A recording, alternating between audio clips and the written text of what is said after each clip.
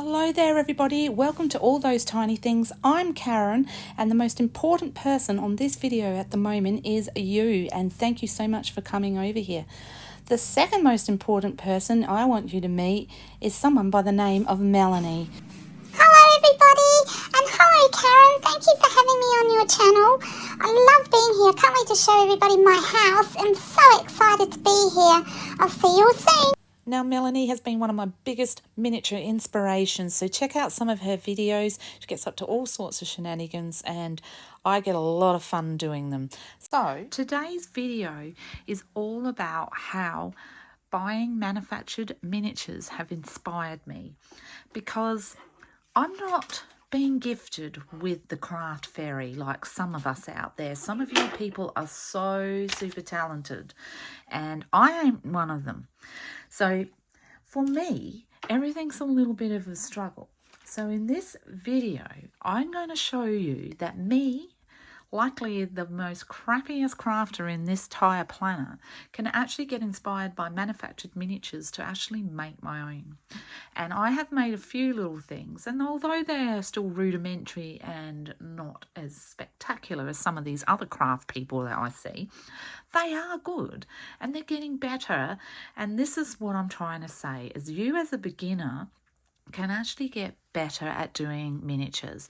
It's about perseverance, it's about knowledge and learning and getting exposed to them. And getting exposed to manufactured miniatures is a great way of actually starting your journey in making miniatures. So, as I said, we're not all blessed with the craft fairy, and I'm here just to show you that you can create these tiny little things. And although mine aren't spectacular the first time, I've got better. And so I'm pretty sure that every single person out there who started making miniatures was not spectacular the first time. So what I'm saying is it takes time and it takes exposure and it takes a lot of different tools to get to a point where you can actually start making them yourself. So what I did at the beginning, being a beginner, is I kind of cheated a little, and you can call it cheating or you can call it just learning, but I'm going to call it learning because that is what it is. So I'm sort of just going to put it out there as a beginner. I really think there are certain kits that you should try first and just systematically go through them, and then you will get better and better, and then you can go to the more complicated ones. Me, being the smarty pants I think that I am, actually went for the hardest possible kit that was out there at Simon's Cafe. I think Kathy's Flower House, or whatever that one's called in the Rolife series, is probably also one of the most hardest ones that you could ever do. So that to me shows most of us out there are just going to gravitate towards the most hardest one to get. So my advice to everybody is to just start easy. First tip, start easy. So my recommendations for starting easy are two types of manufactured miniatures. Mel, what are you doing? What's this up Melanie, Melanie, get down off of there. I think it is. Melanie! Oh dear. Oh my God, I can't believe you just did that. Oh gosh, Karen, I'm so sorry. It's okay, don't worry. Sorry for being a menace. We'll sort it out. Let's get you back over to your house, you sausage. Wow. Oh my goodness, Mel, you just never know what she's going to get up to. She sure is a cheeky thing. So as I was saying, my absolute first tip is to start easy. So I'm going to show you how I think that beginners should start when they're thinking about miniatures. So first of all, let me get one of these Rolife Super Creators out. So for some of you who are absolutely amazing crafters, these will be a bit babyish for you. But for me, who is a super duper craft challenged person, these things actually really helped me a lot. But also I am using them in my stop motion videos. Okay, let's open this box up. So this one is called the Energy Supply Store. Now I've got quite a few of these. I've got a lounge roomy type one, and I've got a kitchen one, but this one is one of the newer ones that I haven't actually opened yet. So in these, as I said, they are plastic, so I guess if you're not really keen on the plastic stuff, it might not be for you. But what I love about them is they're just so easy to put together, and you literally can put this whole thing together in an hour or maybe an hour and a half. So it's got all different little types of miniatures in them, and this starts to give you a bit of an idea on scale. And that is what I'm saying, is learning scale is probably one of the first things that you really need to learn about miniatures. So in here I've got like little cakes and cans of drink. I don't know what that is, but all sorts of little things. You put stickers on them and things like that. So these are all little things that are going to go in the shop. So this is like a little store. There's a refrigerator, and it's all in little bags. You also get the little diorama, so you can set it all up, and it can all be just set there. And it just gives you a little sense of achievement and accomplishment. So, and there's another one that's a little sort of, I think, a little oven or something like that, where they put some hot food, and you get lots of stickers and things that you're going to use and pop out, and it just gives you, starts giving you the dexterity to start moving around miniatures and tiny things. So that's my advice, is to start with these super creators. They will, like I said, seem a little bit babyish once you get a bit more advanced, but at the beginning, that's my recommendation, is to do this. The other thing is these. Now, they're meant for like little kids, but lots of us adults absolutely love them. And I get the home ones because I'm using them in my stop motion. So I'll just open one. I mean, most of you have probably seen these before. Lots of people do unboxing. So I'm not doing a specific unboxing of these. It's more just to show you what I'm talking about. Bit noisy, isn't it? So you open them up, and they've got all these little packets in them, and these are funny little things. Excuse me, I've dropped one, because they are all over the place with scale. So some of them are like 1/6, like Barbie style. Some are like, oh, that's good, it's a little chopping board. I haven't got one of them yet, so that's excellent. Some of them are Barbie size. Some of them are like even a little smaller. I'm not even sure what that is. Yeah, so they come in all different sizes, and you just get it. And what it does is it starts to show you some little different scales. It's just a little side table, I think, this one. So you just open them up, and you get all these little miniatures, and some of them you can put together, and some of them you don't. That's a lovely little one. I haven't got one of them yet. It's a little pot. So I haven't got the pot yet. And like, they're quite detailed as well. See, they've got a lot of detail in them. And I just feel like they're just another really good start. And you can just open them up. It's kind of exciting. You open them up, you don't know what you're getting. That's a little picture there, which is awesome, because I actually needed another picture for my diorama. And I'm going to show you, well, actually you just saw my diorama anyway with Melanie, but I just thought I'd show you that again. Oh, I've been wanting this for so long. This is the little fish tank. Oh my gosh, I am so happy I've got this finally. And there's the water and my little goldfish. There it is, there, little goldfish. Oh, I've just wanted this for so long. I'm so excited.